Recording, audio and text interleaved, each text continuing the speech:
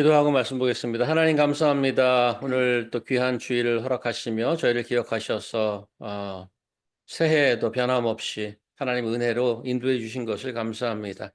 매주 말씀을 먹고 매일을 말씀 안에서 살아가는 하나님 자녀 되기를 소망합니다. 오늘도 저희를 말씀으로 인도하여 주시옵시고 시간이 지남에 따라 한 걸음 더 하나님 나라에 가까워지고 한 걸음 더 하나님 앞에 가까워지는 귀한 시간 되게 인도하여 주시옵소서. 이 자리에 함께 있거나 온라인으로 조회하는 모든 성도를 축복하여 주시옵시고 은혜로 인도하여 주시옵소서. 예수 그리스도의 이름으로 기도합니다. 아멘. 아멘. 새해 두 번째 주일입니다. 신년 말씀 시리즈로 디도서를 보고 있습니다. 지난주 시리즈를 시작하면서 디도서는 신자들이 교회, 가정, 사회에서 어떻게 생활할 것인가를 말씀한다고 했습니다. 우리가 밟고 사는 전 영역을 포함하고 있다는 점에서 신앙생활은 어느 특정한 부분에 취미 생활이나 무슨 뭐 그런 게 아니고 전인적인 것이라고 할 수 있습니다. 바울은 겸손함과 권위를 동시에 지니는 하나님의 종, 그리스도의 사도로 자기를 소개했었죠.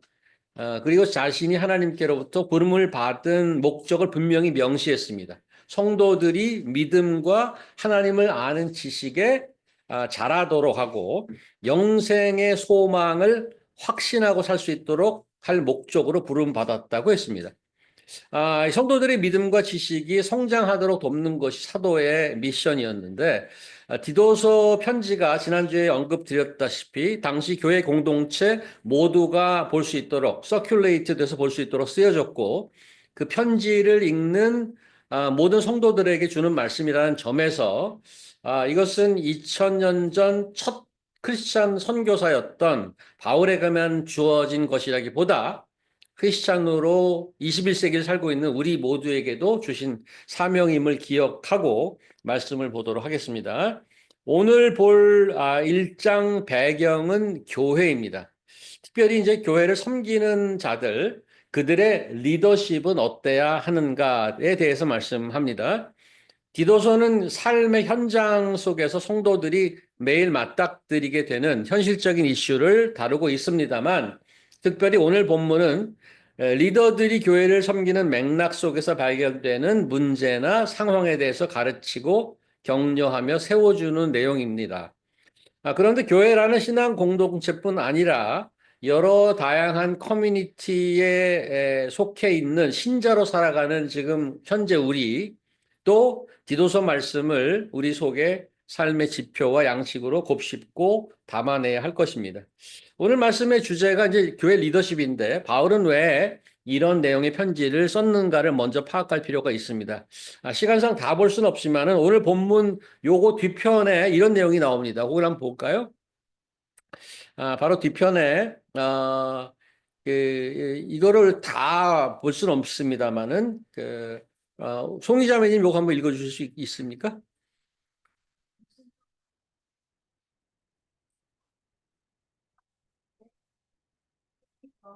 그들의 입을 막을 것이라. 이런 자들이 더러운 이득을 취하려고 마땅하지 아니한 것을 가르쳐 가장들을 온통 무너뜨립니다. 그레데인 중에 어떤 선지자가 말하되 그레데인 이들은 항상 거짓말쟁이이며 악한 짐승이며 배남이라는 게으름뱅이라 하니 이 증언이 천대로다. 그러므로 내가 그들을 어디 꾸짖으라. 이는 그들로 하여금 믿음을 온전하게 하고 유대인의 허탄한 이야기와 진리를 배반하는 사람들의 명령을 따르지 않게 하려 합니다. 깨끗한 자들에게는 모든 것이 깨끗하나 더럽고 믿지 아니하는 자들에게는 깨끗한 것이 없고 오직 그들의 마음과 양심이 더러운지라. 그들이 하나님을 시인하나 행위로는 지리하니 나증한 자요 복종하지 아니하는 자. 교회 리더십을 오늘 얘기하는데 뒤에 보니까 바로 따라 나오는 얘기들이 이런 얘기가 나와요. 이게 지금 디도가 섬기고 있던 그 교회와 그 지역, 그레데라는 지역의 상황을 자세히 기술하고 있는데 지금 보시다시피 되게 심각합니다. 그냥 두었다가는 교회가 영향을 받아서 흔들리고 무너져 내리는 것은 시간 문제처럼 보입니다. 사도 바울이 디도에게 편지를 쓴 일차적인 목적은 바로 이런 현실적인 상황 때문이었단 말이죠. 혹시 그 그레데가 어디 있는 데인지 아십니까? 우리 유럽 여행을 우리보다 제일 많이 다니신 우리 진옥장님 그레데가 어딘지 아세요? 유럽입니다, 이게. 유럽. 예. 크리트라고 하죠. CRET인데 크리트. 송 기자님 아세요? 어딘지? 여기가? 모르십니까? 용철 형제는 해외여행에 관심 있지 않으십니까? 우리 둘이 어디서 여행을 갈까? 그래, 그 이제 여기는 어떨까? 제가 어저께 구글로 한번 찾아봤어요. 근데 그 숙박비가 그렇게 비싸진 않더라고요. 40불부터 있어. 뭐 40불짜리도 있고 80불짜리 가면 아주 좋아. 괜찮아. 그래서 푸드도 막 봤는데 괜찮아. 섬입니다. 섬. 크레데가. 크리트가 그 지중해에 섬이 여러 가지 있는데 두 번째로 큰 섬인데 제일 큰 섬 어딘지 아세요? 혹시? 제일 큰 섬. 이 그레데는 그리스령입니다. 그리스 남부 쪽에 있는 그 크리트라는 섬이고 더 큰 섬이 있어요. 이 지중해 제일 큰 섬은 어딘지 아세요 혹시? 영화에도 많이 나왔어요. 갱스터 영화. 시실리가 제일 큰 섬이에요. 시실리. 그러니까 그건 이탈리아령이고 크리트가 두 영인데 지금 화면에 보시다시피 그 크리트라는 동네의 분위기가 이런 거예요. 지금 이런 겁니다. 아, 지금 우리 본문으로 넘어가면 다시 구절 보면은 건전한 교훈으로 권면하고 반대자들을 반박할 수 있을 것이다. 그 반대자를 설명한 게 지금 10절에서 16절까지인 거죠. 5절 보시면은 크레타에 남겨둔 것은 부족한 일을 바로잡고 그걸 영어로 이렇게 되어 있습니다. The reason I left you in Crete was that you might straighten out what was left unfinished. straighten out이라는 것은 뭐가 구부러져 있다는 걸 편다는 뜻인데 무엇이 구부러져 있습니까? 방금 보셨던 1장 지금 후반부절, 10절에서 19절, 좀 전에 읽었던 그, 후반부에 등장하는 자들, 바로 이 구부러진 자들이죠. 거짓말을 하고 가정을 무너뜨리고 마음과 양심이 더럽고 말로만 하나님을 시인하고 그들의 삶에 있어서 철저히 하나님을 부인하고 말씀을 순종하지 않는 자들입니다. 이런 자들 사이에서 교회를 지키고 복음의 진리를 지켜내는 것이 바로 straighten up what was left unfinished. 그것을 위해서 해야 될 일이 지금 5절에 보면은 성읍마다 장로를 세우겠다. 그 일을 해라는 얘기예요. 그 일을. 오늘 본문은 이런 상황 속에서 살아가고 있는 성도들을 섬길 수 있는 리더는 어떤 사람이어야 하는가 하는 내용인데 그 내용을 보기 전에 지금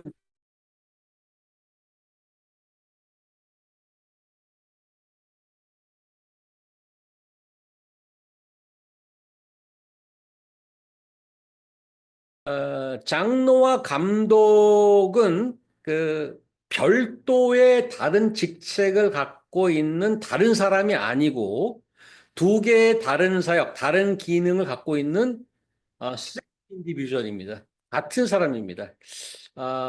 그 디모데 3장에서도 거의 같은 내용의 말씀이 나옵니다만은 원어에 의하면 그 엘더라는 말의 원어는 히브리 루트를 가지고 있습니다. 히브리 단어예요.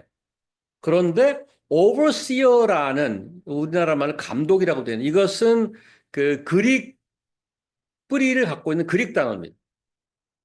한국어 단어 중에 한자어가 많죠. 한자어. 학교, 정부, 교회, 복음 이런 단어는 전부 한자로 쓸 수 있습니다. 그런데 한자를 못 쓰는 단어들이 있죠. 순우리말. 예를 들어서 꽃, 뭐 뿌리, 손, 발 이런 거는 그런 발음이 나는 한자어는 없어. 근데 그 같은 뜻을 갖고 있는 한자어가 있어. 이목구비 이런 건 한자어죠. 그래서 장로와 감독이 각각 히브리어와 헬라어 배경을 갖고 있지만 같은 의미를 지니고 있는 단어군이라고 할 수 있습니다. 마치 한자어로 쓸 수 있는 선생과 같은 뜻을 갖고 있는 우리나라 말이 뭐죠? 선생이라는 뜻을 갖고 있는 우리나라 말. 한글, 고유의 한글. 스승이죠. 맞습니다. 마치 그런 겁니다. 선생은 한자로 쓸 수 있잖아요. 날생자에다가 앞선, 어쨌든 선생과 스승의 조합처럼 여기 지금 장로와 감독자도 그런 조합이라고 볼 수 있습니다. 그래서 다른 명칭을 쓰고 있지만 동일 인물이라는 것입니다. 아, 이 증거를 사도행전에서 한번 찾아볼 수 있는데, 이거는 이제 for the knowledge, 사도행전 20장을 한번 가보면, 그 진옥자매님이 앞부분 한번 읽어주시겠어요?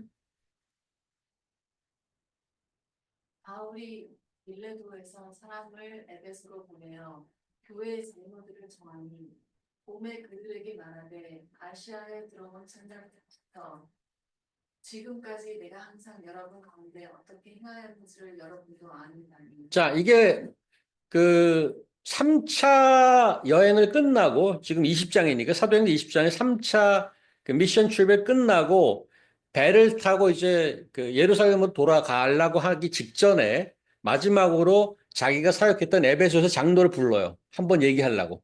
그런데 장로를 다 불렀는데 뭐라 그러냐면 세인자매 28절 한번 읽어주세요.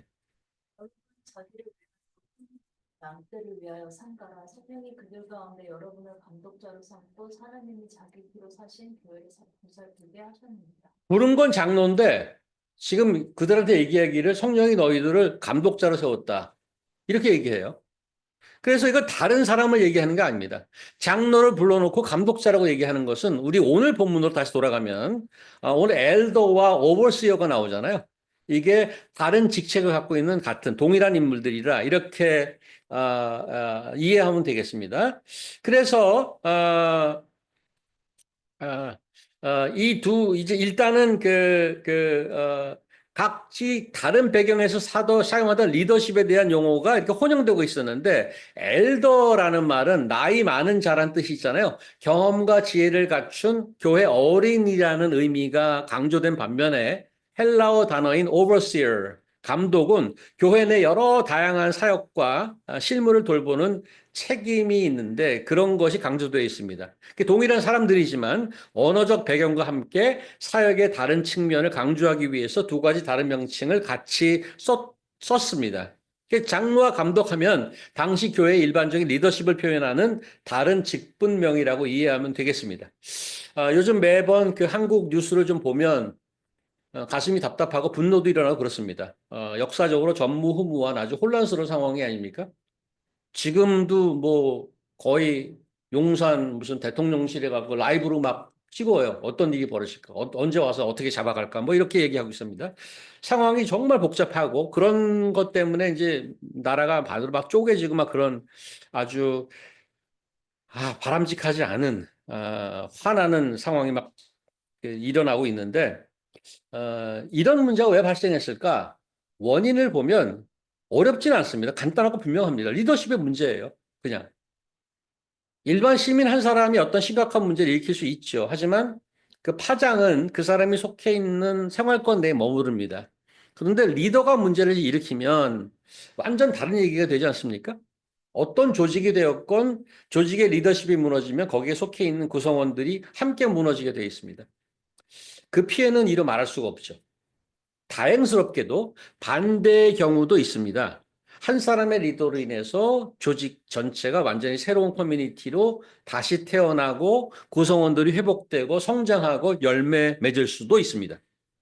가정이든 학교든 직장이든 혹은 나라든 민족이든 어떤 커뮤니티든 상관없이 그들이 속해 있는 그룹의 멤버들의 장래는 리더의 상태가 어떤가에 달려 있다고 해도 과언이 아닙니다.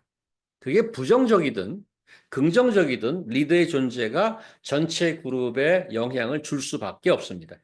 그런 의미에서 오늘 디도서 말씀, 교회를 섬기는 리더십에 있어서 직분을 맡은 장로와 감독은 어떤 자이어야 하는가 하는 문제, 당시 교회의 상황과 교회가 있었던 그레데 문화적 배경과 가치관을 깊이 인지하고 있었던 사도 바울이 어떤 심정으로 이 부분을 언급하고 있는지 짐작이 갑니다.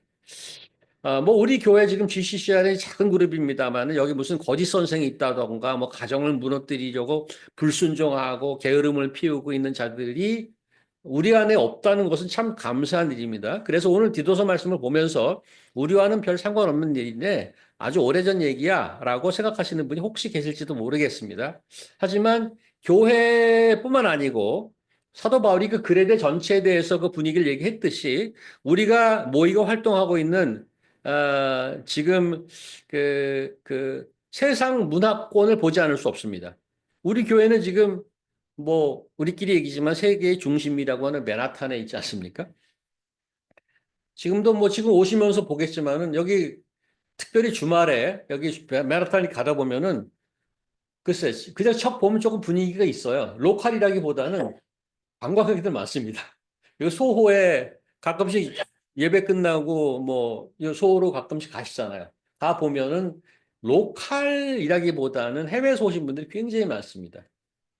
뭐 타임스퀘어는 뭐 8, 90%는 아마 지금 관광객들일 거예요.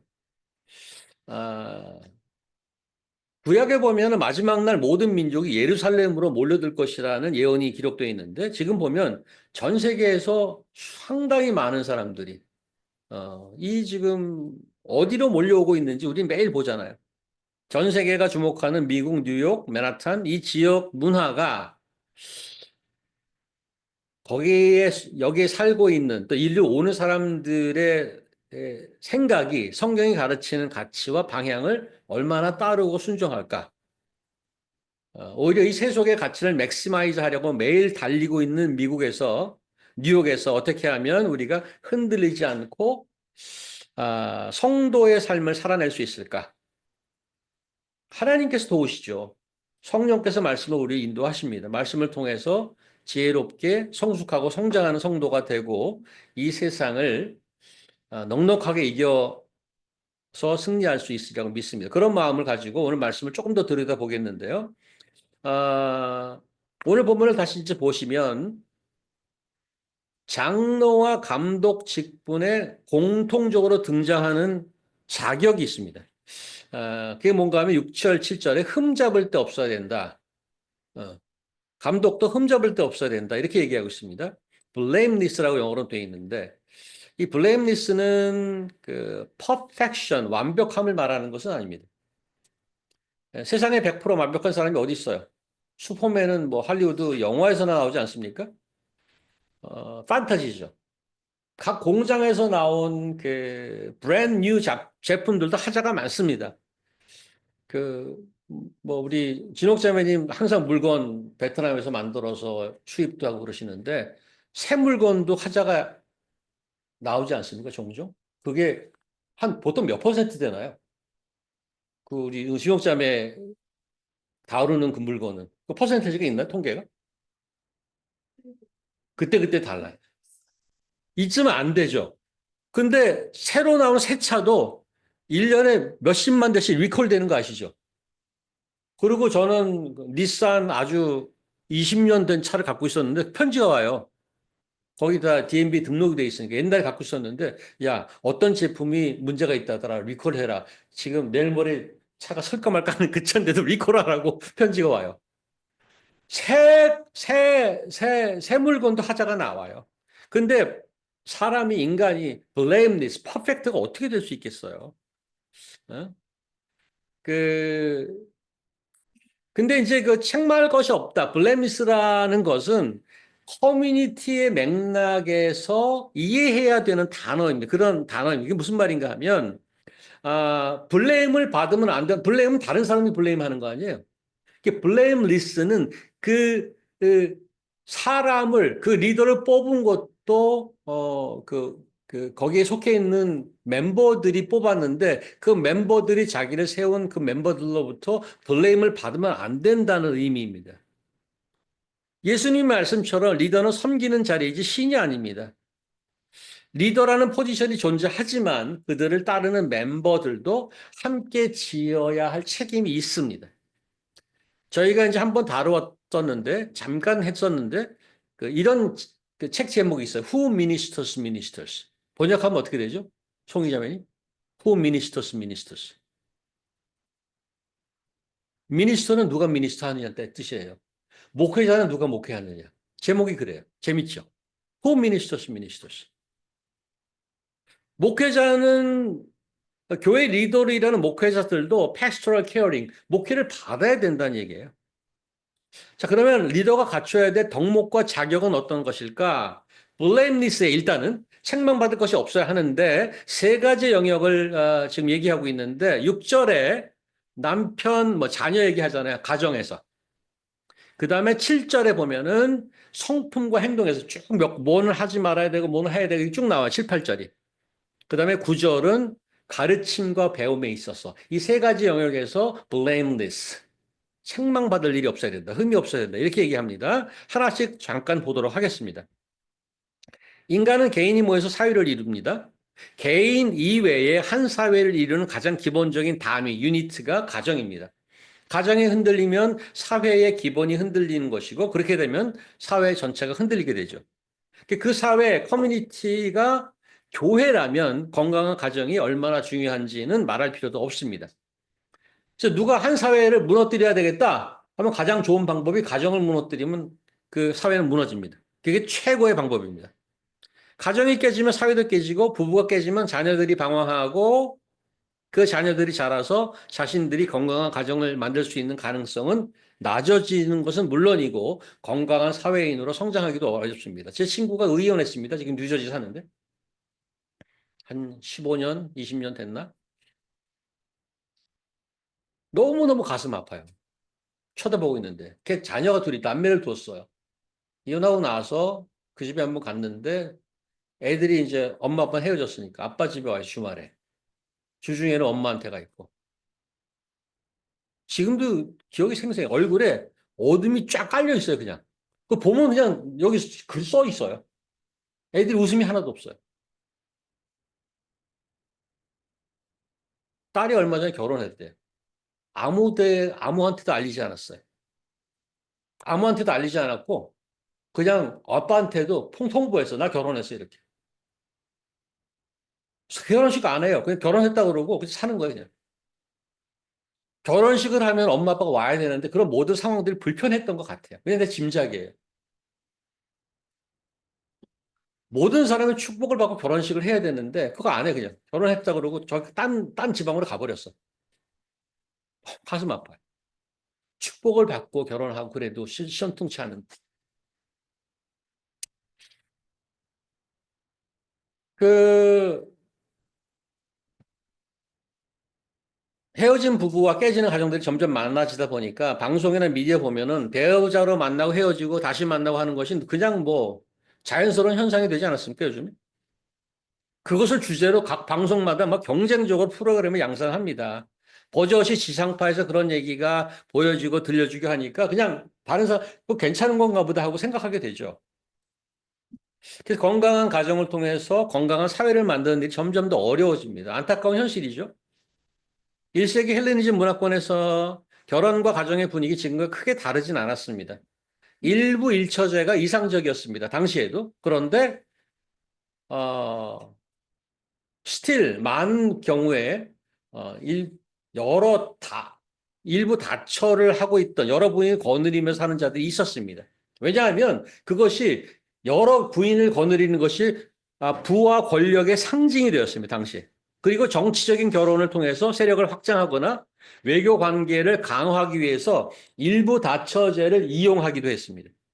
오늘 본문 6절은 보시면 한 아내의 남편이라야 한다라고 되어 있습니다.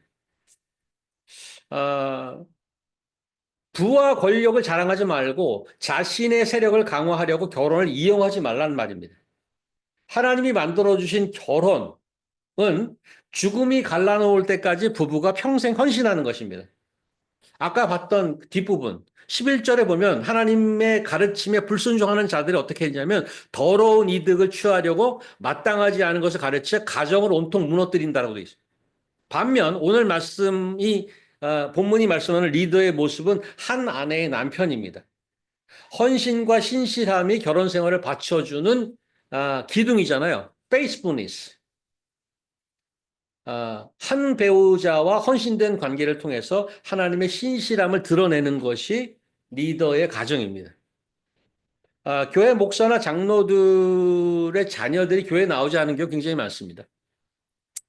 자신들의 문제일 수 있고 또 부모 문제일 수 있는데 상당한 경우에 그 감수성이 예민한 자녀들에게 비춰지는 엄마 아빠의 모습, 교회를 열심히 다닌다고 하는데 되게 위선적으로 보이는 거예요.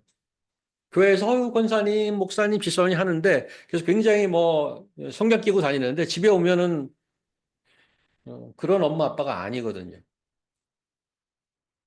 그래서 교회에서 비춰지는 퍼블릭 피겨로서의 엄마 아빠의 모습과 가정에서 자기들이 매일 겪고 있는 엄마 아빠의 모습 갭이 너무 큰 거예요. 위선적이죠, 되게. 물론 자녀 문제에서 자유로운 부모가 없다는 말이 있습니다. 제 주변에도 많습니다. 저 자신도 스스로 봅니다. 제가 우리 가장 우리 아내에게, 우리 자녀들에게 존경받을 수 있을까? 집에서 존경받으면 정말 최고라고 생각합니다. 나의 속살을 다 보고, 나의 그 민낯을 다 볼 수 있는 사람. 그런 가족에게, 우리 아빠, 내 남편, 이게 존경을 받는다면 최고의 사실 자신은 없습니다. 늘 부끄럽습니다. 어, 스스로를 돌아볼 수밖에 없습니다. 가정에서 어떤 말이나 행동보다도 하나님의 은혜를 구하며 주 안에 늘 무릎 꿇는 모습을 우리 자녀와 저희 배우자들이 보게 된다면 거기에 소망이 있다고 생각합니다. 두 번째로 교회 리더로 책망받지 않아야 될 영역이 성품과 행동인데 7, 8절 보시면 하나님의 청지기로 흠잡을 데가 없으며 자기 고집대로 하지 아니하며 쉽게 속내지 아니하며 술을 즐기지 아니하며 폭행하지 아니하며 부정한 일을 탐내하지 아니하는 사람이라 합니다. 이게 아니하다, 아니하다, 아니하다 5가지 나옵니다. 하지 말아야 되는 게. 그다음에 8절 오히려 그는 손님을 잘 대접하며 선행을 좋아하며 신중하며 의로우며 경건하며 절제하며 이렇게 뭐뭐를 해야 되는 쪽이 6가지가 나옵니다. 11가지가 쭉 나오는데 아, 갈라디아서 5장에 나오는 성경의 9가지 열매 중에 그 절제가 있어요. 셀프 컨트롤. 여기도 절제가 나옵니다. 셀프 컨트롤이죠. 해야 되지 말아야 될 것이라고 말씀드렸습니다만은 영어 번역에서는 이 11가지가 전부 형용사나 형용사형으로 나옵니다. 형용사. 형용사는 액티비티라기보다는 상태를 얘기합니다. 그렇죠? 잘 보면 여기 지금 오늘도 아이템을 잘 보면 2-3가지를 제외하고 다른 이들과의 어떤 상태를 얘기하냐면 다른 이들과의 관계에 있어서 상태를 다 얘기합니다. 어, 이것을 캐릭터, 성품이라고 하죠. 그러니까 어떤 사람이 성품이 좋다고 말할 때 무인도에서 혼자 사는 사람이나 다른 사람을 거의 만나지 않은 이들이 해당되지 않습니다. 혼자 사는데 이 사람 성품이 좋아. 이 성품은 항상 다른 사람과 관계에 있어서 나오는 얘기입니다. 혼자만 살면 성품 그런 거 필요 없어요. 혼자 사는데 뭐. 그래서 성경에 얘기하는 리더십의 성품에 대해서 항상 다른 사람과 관계에 있어서 어떻게 하느냐를 말하고 있단 말이죠. 예를 들어서 다른 이들을 대접하기를 즐겨하는 사람이 있는가 하면 늘 성내고 고집 피우는 이들이 있단 말입니다. 근데 여기서 혼자 있을 때도 있습니다. 특별히 교회를 섬기는 리더로서는 그의 인생을 하나님과 그의 나라를 섬기겠다고 헌신한 이들이라서 하나님을 만나는 시간이 있습니다. 이게 혼자 있는 시간이죠. 그래서 리더의 성품이라고 하면 다른 이들과 관계에서 어떤 모습을 보이느냐가 첫 번째고 혼자 있을 때 뭐 하고 있느냐가 두 번째입니다. 한번 생각해 보세요. 나는 다른 사람과 관계를 잘 하고 있는가? 아니면 혼자 있을 때 난 뭐 하나? 여기 보면은 8절에 보면은 신중하고 의롭고 경건하고 절제하며 이런 부분이 자기 혼자 있을 때도 드러나야 되는 것인데 아, 우리가 혼자 있을 때 뭐 하는지 한번 생각해 보실 필요가 있어요. 혼자 있는 것이 CCTV로 찍혔다고 합시다, 우리가. 혹은 혼자 있을 때 내가 머릿속에 생각하는 생각이 프린트아웃을 할 수 있다고 생각해 봅시다. 이것을 벽에 붙여 놓으면 우리는 자신이 있는가?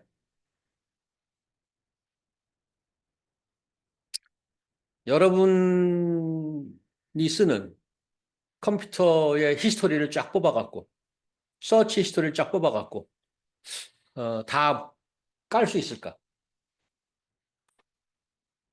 그러니까 우리가 리더의 성품을 2가지 다른 사람과 관계에 있어서 나는 어떻게 행동하고 말하고 생각하는가? 내 혼자 있을 때 어떻게 하고 있는가? 제 기도 제목이 2가지가 있는데 늘 부끄럽고 참 평생 기도해야 될 게 두 가지 있습니다. 저는 그 faithfulness와 godliness를 잡았습니다. faithfulness 신실함과 경건함이죠. 어, 신실함이 뭐 다른 사람과 관계적이라면 경건함은 제 혼자 있을 때의 모습이라고 생각합니다. 이 두 가지가 온전할 때 하나님의 기뻐하신 리더가 될 줄로 압니다. 마지막 세 번째는 9절에 신실한 말씀의 가르침을 굳게 지키는 사람이라 합니다. 그래야 건전한 교훈으로 권면하고 반대자들을 반박할 수 있을 것입니다. 영어에서 teachable이라는 말이 있죠. teachable. 저 그 단어를 좀 좋아하는데 처음에는 그 단어 이해를 잘 못했어요. 한국말이 잘 없어요. 전공자이신 송 기자면 teachable의 가장 이퀴벌런트한 한국말 표현이 뭔가요? 어떻게 번역할 수 있어요? 번역 잘 안 되더라고, teachable. 어떤가요? 박사님, 어떠신가요?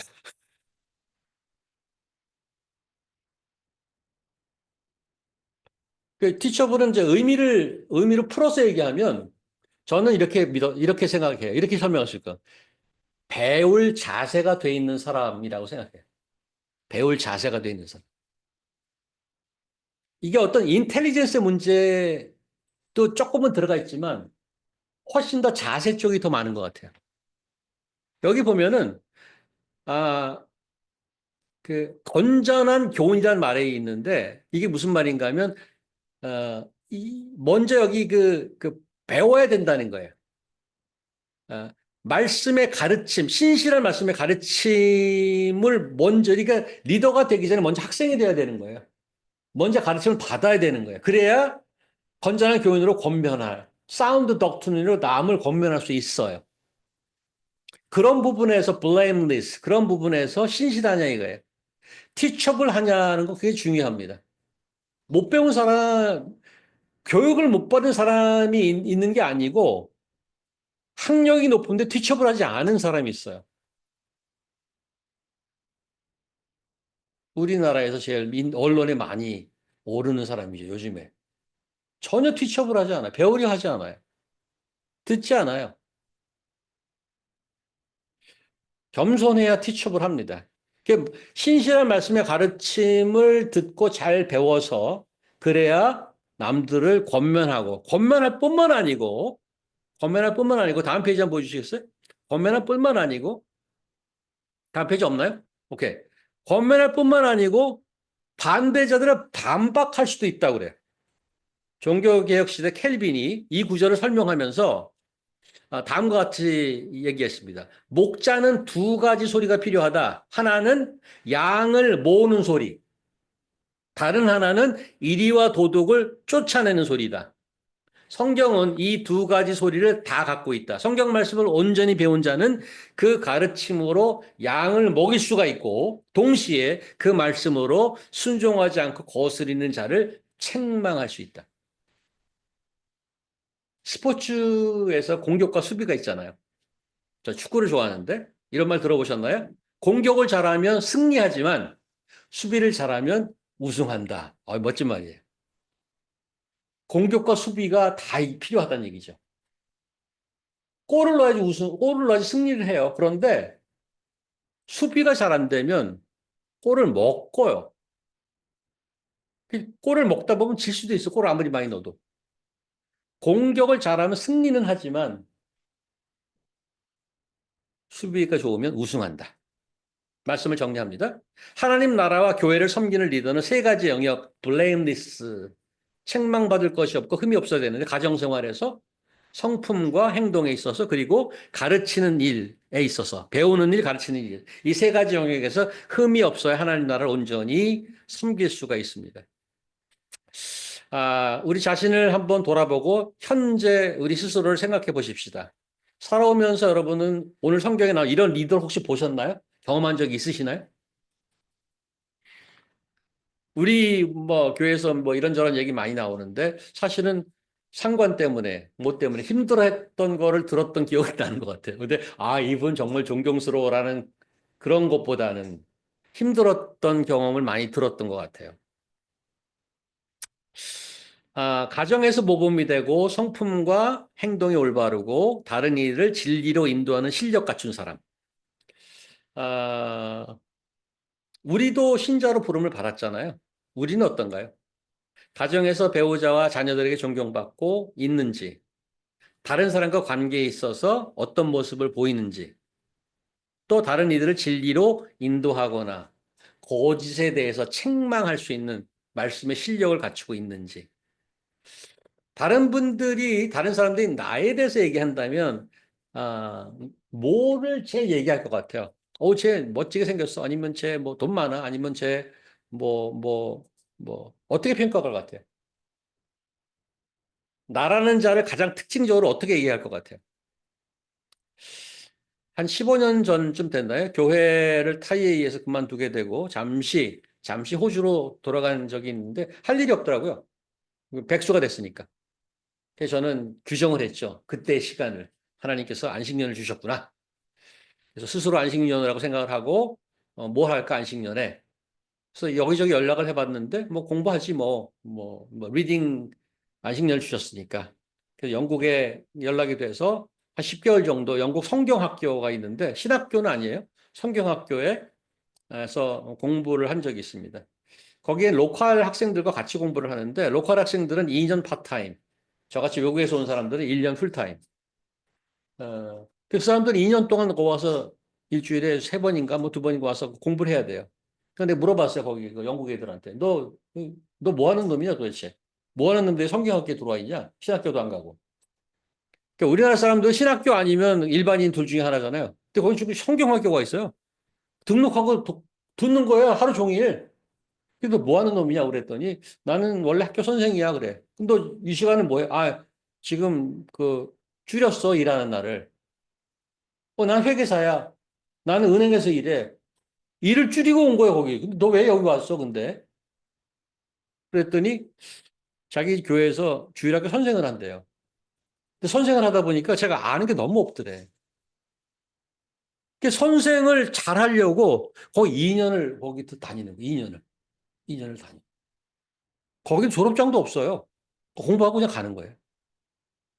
우리나라 학생이 하나도 없어 보니까. 한국인이 하나도 없어.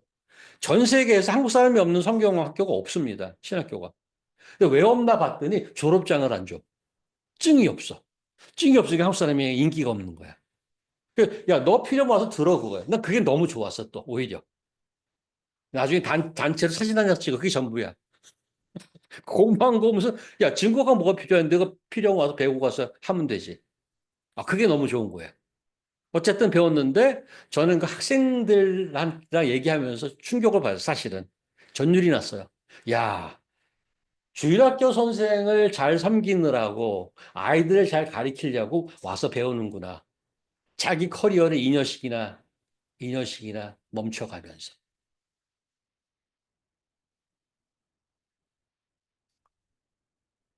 비전이란 말을 개인적으로 별로 좋아하지 않습니다. 약간 알러지가 있어요. 비전이 뭐냐, 뭐, 어? 근데 그 오늘 말씀을 보면서, 신자라면 모두가 가져야 될 blameless leader. 그 비전은 가질만 하다. 욕심낼만 하다는 생각이 들었습니다. 왜냐하면 이런 이들이 교회를 잘 섬긴 것을 통해서 그리스도의 교회가 몸된 교회가 온전히 설 수 있기 때문입니다. 여러분 혹시 그런 비전을 한번 꿈꿔본 적이 있습니까? 2025년 새해가 밝았습니다. 세컨 위크입니다. 하나님을 믿고 그리스도를 알아가는 지식에 자라는 것을 돕기 위해서 사도가 부름을 받았습니다. 우리도 같은 부름을 받았다고 생각합니다. 가정에서 또 우리 성품에서 배우고 가르치는 일에서 흠이 없는 성도와 리더로 성숙하게 자라는 그런 비전을 갖고 또 한 해를 한번 꽉 채울 수 있기를 바랍니다. 기도하겠습니다. 하나님 감사합니다. 저희가 디도서를 보면서 또 사도 바울의 초기 사역을 보면서 그 성도들을 보면서 아, 시간이 2000년이 훌떡 지났지만 We believe your word is timeless truth. 시대를 넘어서 저희에게도 여전히 말씀하시는 하나님의 목소리라고 믿습니다. 이 말씀을 가슴에 새기고 기억하며 저희가 성품을 가다듬고 저희가 속해 있는 조직에서 잘 섬기고 또 필요한 귀한 것들을 잘 배우고 무엇보다도 말씀을 잘 배우고 그 말씀을 지키고 전하며 또 그 말씀에 반하는 자들을 단호하게 겸손하지만 예의롭지만 단호하게 리퓨트할 수 있는 실력을 갖추는 신자가 될 수 있도록 하나님 인도하여 주시옵소서. 감사하며 예수님 이름으로 기도합니다. 아멘.